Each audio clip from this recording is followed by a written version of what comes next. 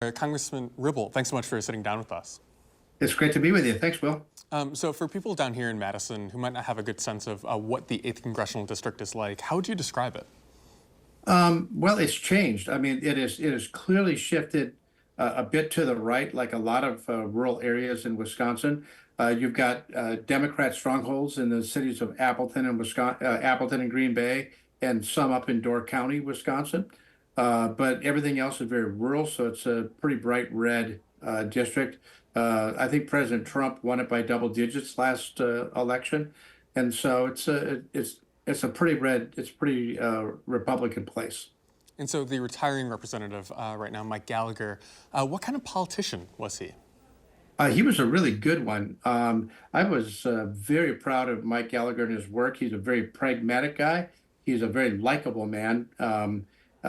And even if you come at him with opposing views, whether from the right or the left, he was always willing to engage and try to find some common ground, both with constituents and with colleagues in Washington. And a very, very impressive, very impressive guy. So we obviously saw him just take that vote to not impeach the Homeland Security Secretary.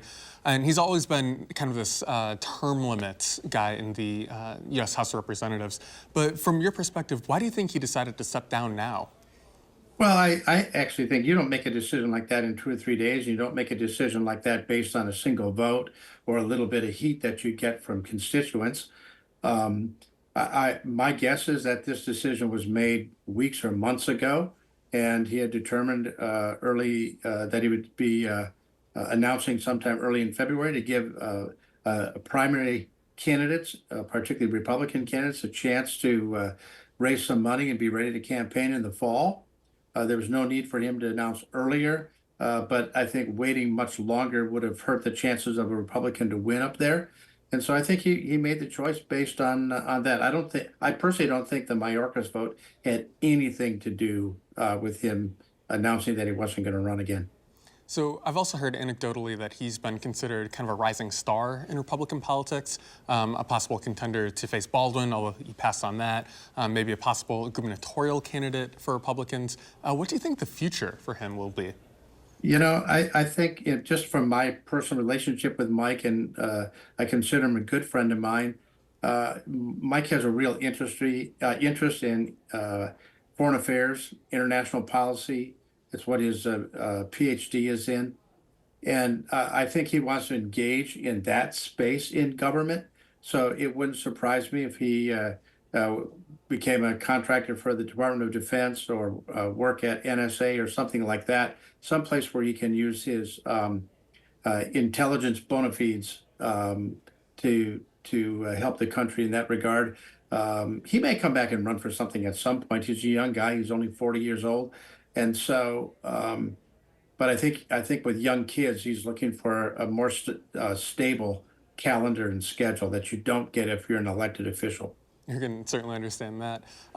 Question now, kind of moving forward as we look to who might replace him. We've heard a couple of names kind of drop their hat maybe in the ring a little bit. Do you have a sense of who might hop in or who might be a good candidate to replace him? Well, certainly, former Senator Roger Roth has already announced that he's going to run in the primary to try to become the nominee for that position. Totally capable candidate, totally capable as a Wisconsin senator. He knows the process. He was both in the Wisconsin Assembly and in the Wisconsin State Senate, so he knows how government works. He certainly would be a strong candidate there. It wouldn't surprise me if Senator Jacques jumps in the race. I've been called. I can't disclose who they are, but 2 or 3 local business leaders have called me to talk to me about how I was able to navigate it without political experience. And so I would anticipate a primary with maybe 3 to 5 Republicans running for it. But I also think in an open seat, this will also inspire some Democrats to get in that otherwise might not have looked at it. Nobody was really going to take on Gallagher. He was unbeatable up there.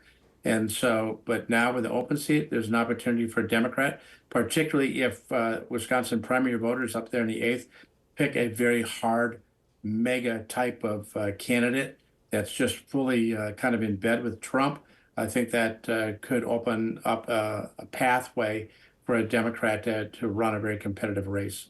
Is this the kind of race that you would endorse a candidate in? I don't know that my endorsement does much good. It might actually hurt some people.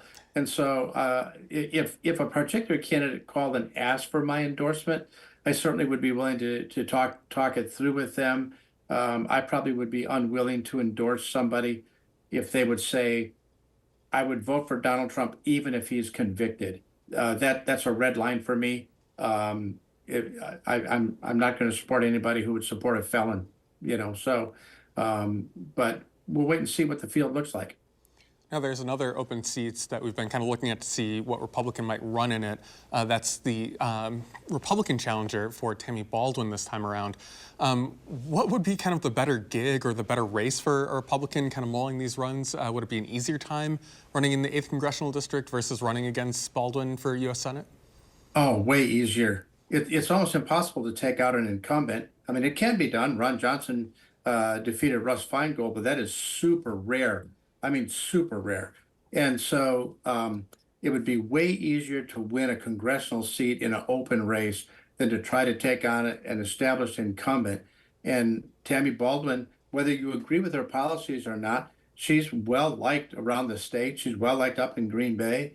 She works hard for Wisconsin, and she would be a very, very formidable candidate for any Republican to take on in a state like Wisconsin, which truly is statewide. It's a purple state, and so that would be a tough race.